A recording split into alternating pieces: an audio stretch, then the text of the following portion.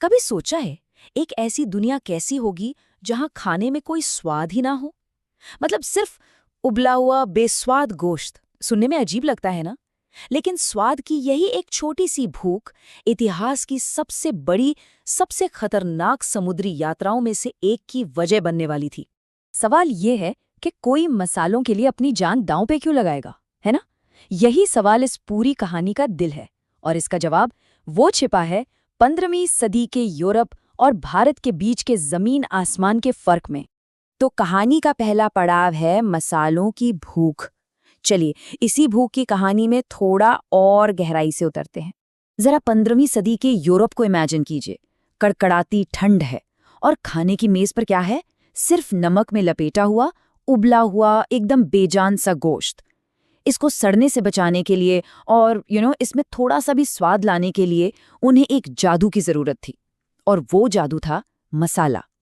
काली मिर्च, लौंग, दालचीनी, ये उनके लिए किसी खजाने से कम नहीं थे। लेकिन एक बहुत बड़ी प्रॉब्लम थी। ये जादुई मसाले यूरोप में उगते ही नहीं थे। सदियों से जो जमीनी रास्ते थे, उन पे अरब व्यापारियों का कब्जा था। वो क्या करते थे? भारत से कौड़ियों के भाव में मसाले खरीदते और यूरोप में जाकर उन्हें सोने के दाम पर बेचते थे। मतलब प्रॉफिट ही प्रॉफिट। अब यूरोप के राजा और खास तौर पर पुर्तगाल के राजा इस पूरी सिचुएशन से तंग आ चुके थे। उन्हें हर हाल में, किसी भी कीमत पर भारत तक एक सीधा समुद्री रास्ता चाहिए था। और यहीं से शुरू होता है एक जिद्दी नाविक का सफर। अब तलाश शुरू हुई एक ऐसे जुनूनी इंसान की जो हीरा भी बन सकता था और विलेन भी।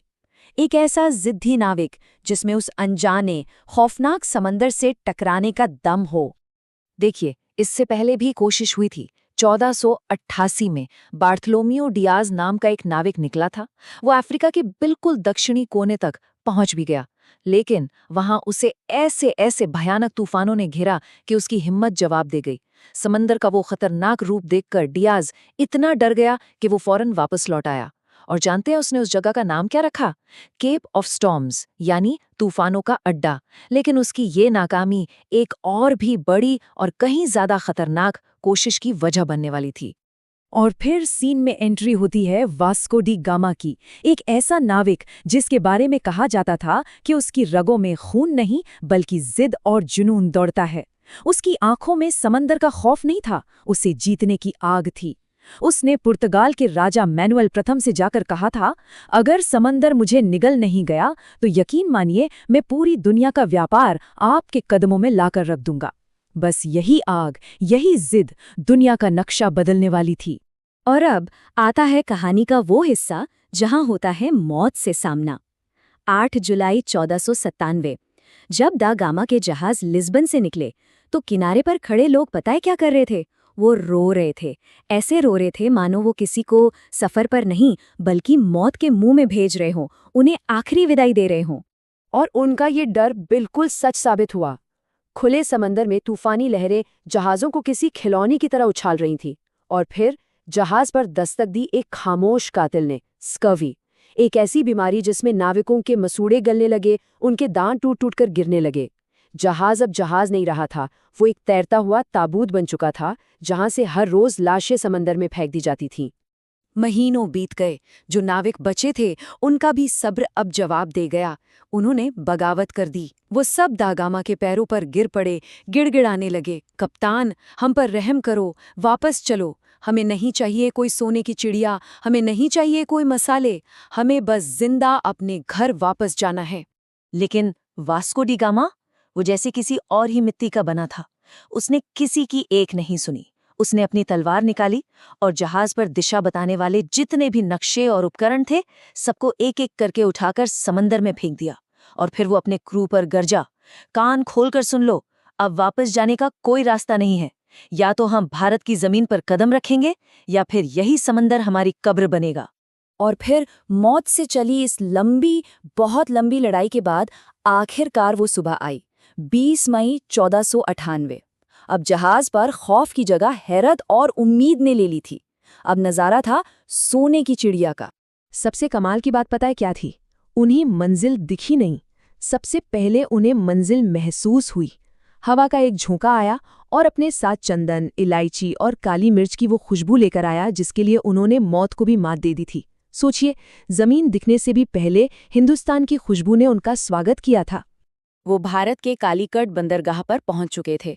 लेकिन जैसे ही द गामा और उसके साथियों ने शहर में कदम रखा, उनकी तो जैसे आंखें फटी की फटी रह गईं। वो सोचकर आए थे कि ये कोई पिछड़ा हुआ जंगली इलाका होगा, लेकिन ये क्या? ये तो उस वक्त दुनिया के सबसे अमीर और सबसे बिजी ट्रेडिंग हब्स में से एक था। और यहाँ पर ना दो दुनियाओं का जो टकराव हुआ वो देखने लायक था। कालीकट के राजा थे जमोरिन, सोने के सिंहासन पर बैठे थे, रेशम और हीरे जवाहरात से लदे हुए। और उनके सामने वास्को डी गामा ने तोहफे में क्या पेश किया? कुछ ऊनी टोपियां, पीतल के कुछ बर्तन और शहद के जार। कहते हैं कि जमोरिन के दरबारी तो ये सब देखकर अपनी हंसी ही नहीं रोक पाए थे। लेकिन कहानी यहाँ खत्म नहीं होती। असल में असली कहानी तो अब शुरू होती है। ये है खजाना और उसका अभिशाप। क्योंकि ये सफल यात्रा अपने साथ एक ऐसा श्राप लेकर आई थी जो सदियों तक हिंदुस्तान का पीछा नहीं छोड़ने वाला था। तो दा गामा मसालों से लदे जहाज लेकर जब पुर्तगाल वापस पहुंचा तो हिसाब किताब शुरू हुआ। जहाज़ों की मरम्मत, नाविकों की सैलरी, मतलब सारा का सारा खर्चा निकालने के बाद भी इस एक सफर से जो प्रॉफिट हुआ वो लागत से 64 गुना ज्यादा था, 64 टाइम्स। बस इस एक नंबर ने पूरे यूरोप के सीने में लालच की ऐसी आग लगाई जो बुझने वाली नहीं थी। ये खबर पूरे यूरोप में जंगल की आग की तरह फैल गई।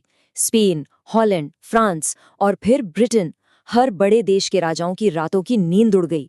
बस फिर क्या था, समंदर में जैसे जहाज़ों की बाढ़ आ गई। हर किसी की जुबान पर सिर्फ एक ही नाम था, एक ही मंजिल थी, हिंदुस्तान। और बस यहीं से कहानी ने एक बहुत ही खतरनाक मोड़ ले लिया। वास्को डी गामा ने जो दरवाज़ा व्यापार के लिए खोला था वो धीरे धीरे गुलामी का रास्ता बन गया।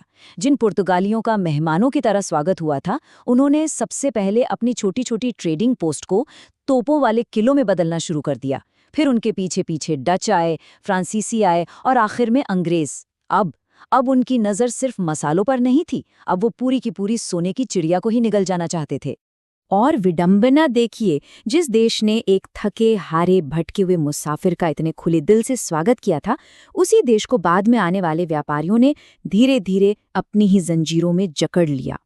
व्यापार तो बस एक बहाना था, असल में वो एक ऐसी लूट की शुरुआत थी जिसने दुनिया के सबसे अमीर देशों में से एक को कंगाल बनाकर छोड़ दिया। तो आखिर में सवाल वही है, क्या भारत कोई खोई हुई जमीन थी जिसे वास्को डी गामा ने डिस्कवर किया? नहीं, भारत को कोई खोज नहीं सकता। वो एक सभ्यता है, एक एहसास है जो हमेशा से था, आज भी है और हमेशा रहेगा। वास्को डी गामा ने भारत को नहीं, भारत तक पहुंचने का एक समुद्री रास्ता खोजा था। दुनिया ने असली हिंदुस्तान को तो तब पहचाना जब उसने गुलामी की जंजीरें तोड़कर अपनी आज़ादी का ऐलान किया।